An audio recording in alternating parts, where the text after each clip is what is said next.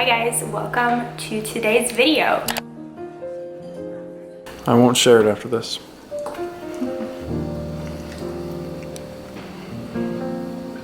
they're gonna think it's good. Of course!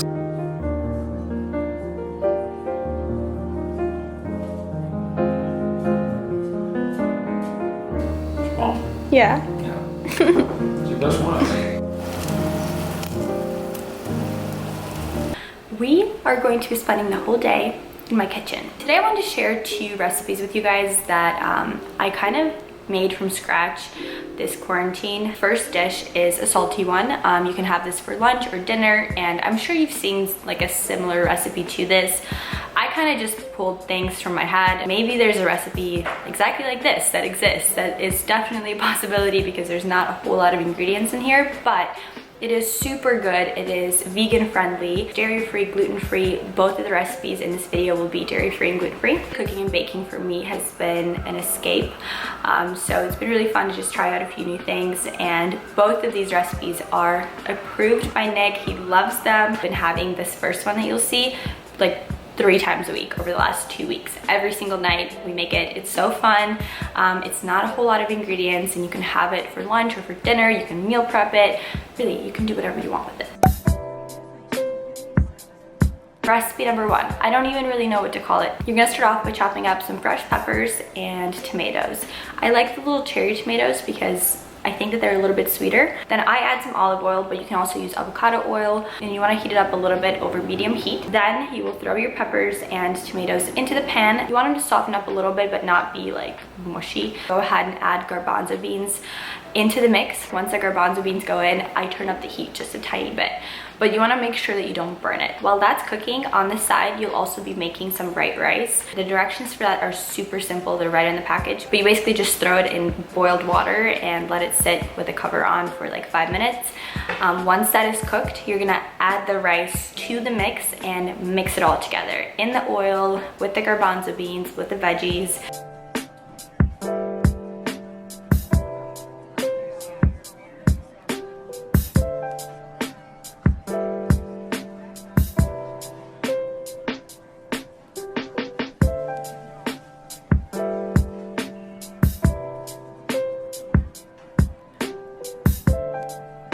And then come in all the spices. So don't be intimidated because there's only actually 3 things. You're gonna need some salt. I recommend pink Himalayan salt. Key ingredient here is onion powder. You will definitely need that.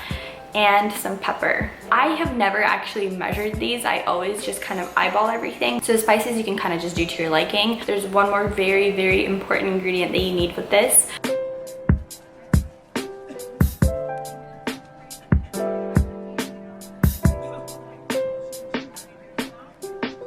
This meal actually has a lot of protein in it, so if you are vegan, this will be great for you. The white rice has protein, garbanzo beans has protein, there's fiber, there's veggies. We like to add some chicken to that. We'll just cook it on the side, and then Nick will shred it up and add it into the, whatever you want to call this dish.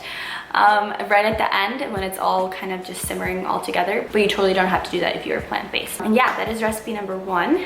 Now we can move on to the dessert portion, which I normally actually make earlier in the day because I like to let the banana bread kind of sit on its own. But yeah, here we go. Recipe number 2. Alright guys, so for the banana bread, you're gonna need 2 very ripe, large bananas, and you'll definitely want them to be pretty soft just because it's easier to mash them that way. You're going to start by mashing those up in a big bowl and then adding in 2 eggs.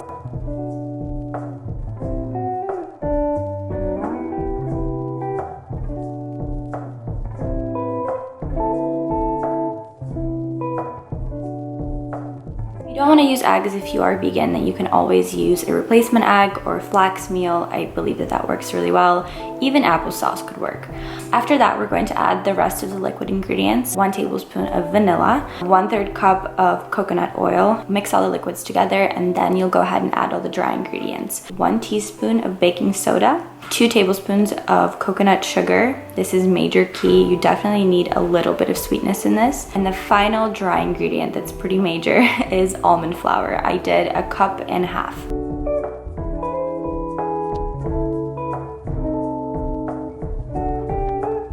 I mixed all of that together and then added some cinnamon, a couple swirls of honey. If you don't have honey, you could just add a little bit more of coconut sugar, but I think the combination of honey and coconut sugar is really good together. The two things that are not necessary, but I highly recommend, some semi-sweet chocolate chips and walnuts. I find that walnuts are very important for this recipe. It gives a little bit of a crunch. The final thing that I added was just a pinch of sea salt. That's supposed to actually make the sweetness come out of it.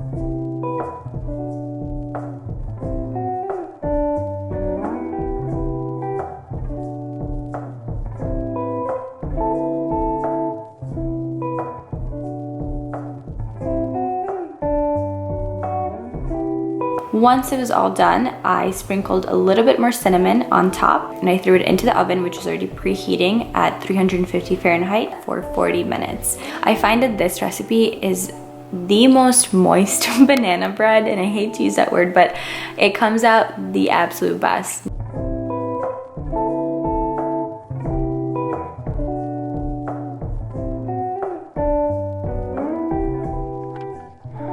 How do I do it? You just go right in. Do I fork it? You do whatever you want to it.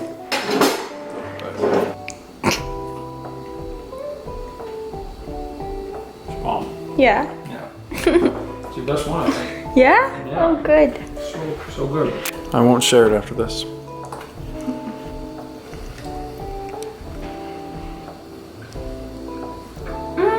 Wow. That's really good. Tastes like real Oh my banana God. bread.